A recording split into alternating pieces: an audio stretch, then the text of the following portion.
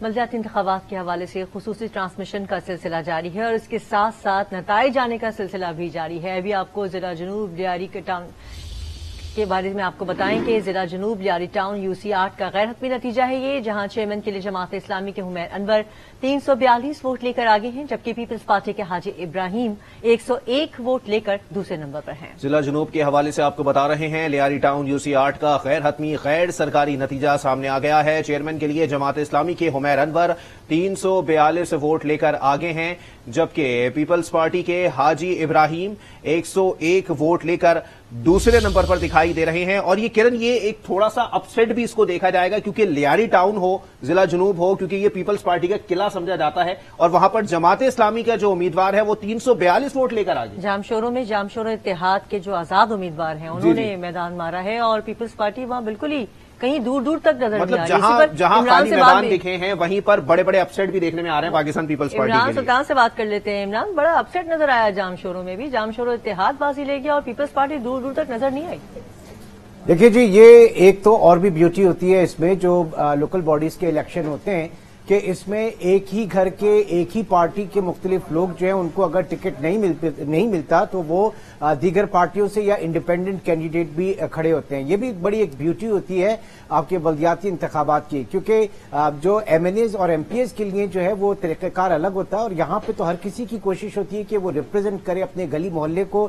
تو سیاسی جماعتوں کے اندر بھی یہ چیز دیکھنے میں آتی ہے کہ جن کو اکوموڈیٹ نہیں کر سکتے پھر وہ دوسری پارٹیوں سے یا الائنس سے یا انڈیپینڈنٹ کینڈیڈیٹ کے طور پر کھڑے ہوتے ہیں. تو یہ یقیناً اسی طرح کی چیزیں ہوں گی جو اس وقت سامنے آ رہی ہیں، لیکن بعد میں جب حکومت بنتی ہے اور بہت سارے جوڑ توڑ ہوتے ہیں تو پھر اصل چیز وہاں پر دیکھی جاتی ہے.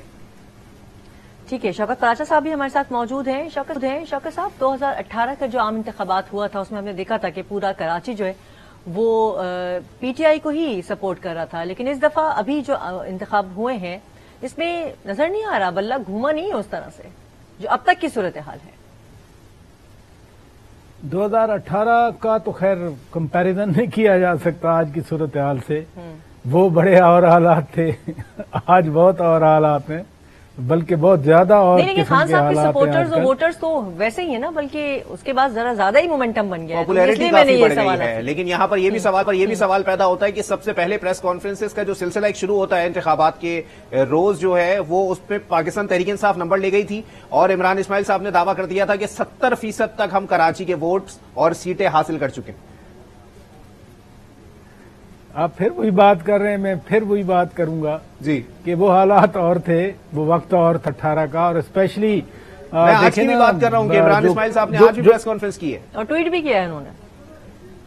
سمجھ آ رہی ہے مجھے سمجھ آ رہی ہے. انہوں نے پہلے ٹویٹ کیا تھا، انہوں نے پہلے 6:23 پہ انہوں نے ٹویٹ کر دیا تھا کہ ہم کراچی کا الیکشن جیت گئے اور عمران خان میئر کا خود انتخاب کریں گے. پریس کانفرنس بعد میں ہوئی تھی، پہلے ان کا ٹویٹ آیا تھا، میں بالکل مانیٹر کر رہا تھا اس چیز کو. لیکن یہ جو آج کا ٹرن آؤٹ لو ہے یہ سب کچھ ڈیفائن کر دیتا ہے کہ 2018 کے الیکشن میں کس طرح سے وہ الیکشن جیتے گئے یا ہارے گئے یا جتوائے گئے یا ہروائے گئے. میں اس لیے کہہ رہا ہوں کہ وہ اور حالات تھے، آج کے حالات اور ہیں. جو آپ بات کر رہے تھے پہلے، یہ اسی کانٹیکسٹ میں ہے کہ اگر کسی کی بہت زیادہ پاپولیرٹی ہوتی، مثلا جماعت اسلامی کی بہت زیادہ پاپولیرٹی ہوتی یا کسی اور کی پاپولیرٹی ہوتی تو اس پرپورشنیٹ میں پھر وہ ووٹر باہر نکلتا. اب اس میں MKM یقیناً آج فائدہ اٹھائے گی کہ ہماری وجہ سے ووٹر نہیں آیا.